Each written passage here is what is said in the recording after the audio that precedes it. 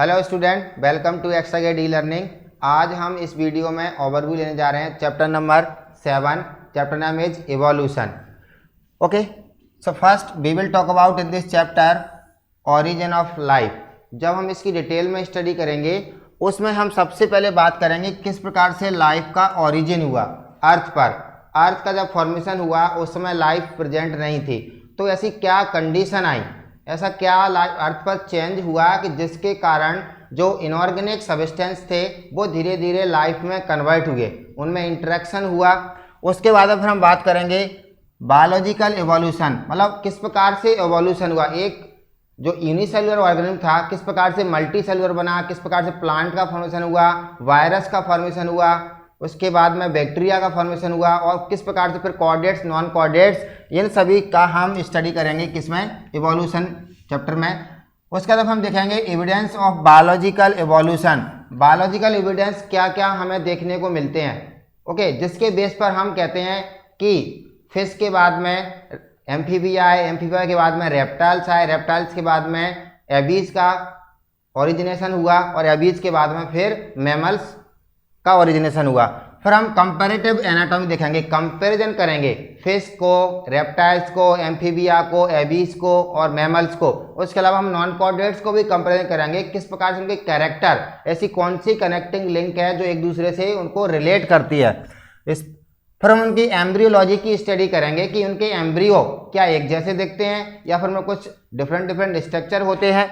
आपने देखा होगा फिश का एम्ब्रियो कह सकते हैं, फिश का लार्वा और मेंढक का लार्वा दोनों एक जैसे दिखते हैं। ओके, मॉलिक्यूलर एविडेंस के बारे में हम बात करेंगे कि उनका डीएनए आरएनए किस प्रकार से एक दूसरे को डिफर करता है।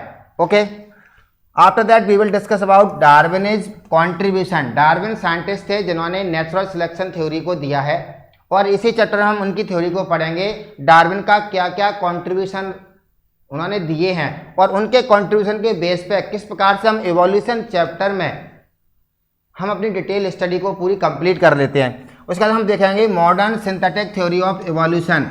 डार्विन के बाद में कुछ साइंटिस्ट और भी आए, उन्होंने डार्विन की थ्योरी को मॉडिफाइड किया, अपने पॉइंट ऐड किए, और उसको हम बोलते हैं modern synthetic theory of evolution. तो ये थ्योरी काफ़ी इंपॉर्टेंट होती है क्योंकि इसमें डार्विन के पॉइंट भी हैं और उसके अलावा न्यू साइंटिस्ट के पॉइंट भी ऐड किए गए हैं, और जो एग्जाम के पॉइंट ऑफ व्यू से काफ़ी इंपॉर्टेंट क्वेश्चन इससे पूछे जाते हैं। नेक्स्ट हम बात करेंगे मैकेनिज्म ऑफ इवोल्यूशन, किस प्रकार से इवोल्यूशन में मैकेनिज्म की क्या नाम है इंपॉर्टेंस होती है। फिर हम देखेंगे वेरिएशन क्या होते हैं, क्या वेरिएशन म्यूटेशन से आते हैं या फिर रिकॉम्बिनेशन से आते हैं या फिर दोनों से आते हैं। अगर म्यूटेशन से वेरिएशन आएंगे तो क्या वो बेनिफिशियल होते हैं या फिर हार्मफुल हो सकते हैं। अगर रिकॉम्बिनेशन से वेरिएशन आते हैं तो फिर वो उनका एडवांटेज क्या होता है, मैमल्स में, रेप्टाइल्स में, सभी के बारे में हम बात करेंगे। नेचुरल सिलेक्शन विथ एग्जाम्पल, फिर हम नेचुरल सिलेक्शन थ्योरी देखेंगे और उनके एक एक एग्जाम्पल को डिटेल में स्टडी करेंगे, किस प्रकार से नेचुरल सिलेक्शन में ये एग्जाम्पल फिट बैठता है।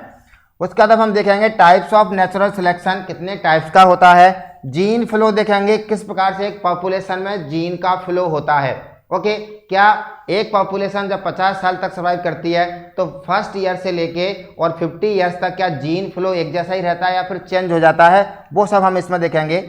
जेनेटिक ड्रिफ्ट के बारे में हम बात करेंगे कि सभी एक पॉपुलेशन में मान लीजिए 50 मेंबर्स हैं तो सभी का जीन एक जैसा ही होता है या फिर एक दूसरे से डिफरेंट होता है। हाइडी वीनबर्ग प्रिंसिपल, इस चैप्टर में ये जो इक्वेशन है मोस्ट इंपोर्टेंट इक्वेशन होती है, और इससे एक क्वेश्चन 100% नीट में या फिर 5 मार्क्स का क्वेश्चन बोर्ड में 100% पूछा जाता है। तो इसके बारे में भी देखेंगे। ये जो साइंटिस्ट हैं हाइडी वीनबर्ग, उन्होंने क्या इक्वेशन बनाई, उस इक्वेशन को किस प्रकार से एवोल्यूशन में उन्होंने फिट किया और उन्होंने डिफरेंट टाइप्स की स्पीशीज के बारे में क्या बताया। उसके बाद हम देखेंगे अडेप्टिव रेडिएशन। अडेप्टिव मीन्स जो डिफरेंट टाइप्स की जो सब स्पीशीज होती हैं वो किस प्रकार से एनवायरमेंटल में अपने आप को अडेप्ट करके या डिफरेंट क्लाइमेट को अडेप्ट करके एक दूसरे से कैरेक्टर को डिफरेंट कर लेती हैं। उसके बारे में हम बात करेंगे। ह्यूमन इवोल्यूशन के बारे में देखेंगे, किस प्रकार से एक जंगल में रहने वाला ह्यूमन बीइंग्स आज एक सिटी में आके किस प्रकार अपनी लाइफ को सर्वाइव कर रहा है। ऐसा क्या इवोल्यूशन हुआ, ऐसा क्या चेंजेज आया क्लाइमेट में कि ह्यूमन बीइंग्स जंगल से आकर इतना डेवलप हो गया, उसने इतना अपना ब्रेन इतना डेवलप कर लिया कि आज वो सभी ऑर्गेनिज्म पर कंट्रोल करता है। ओके,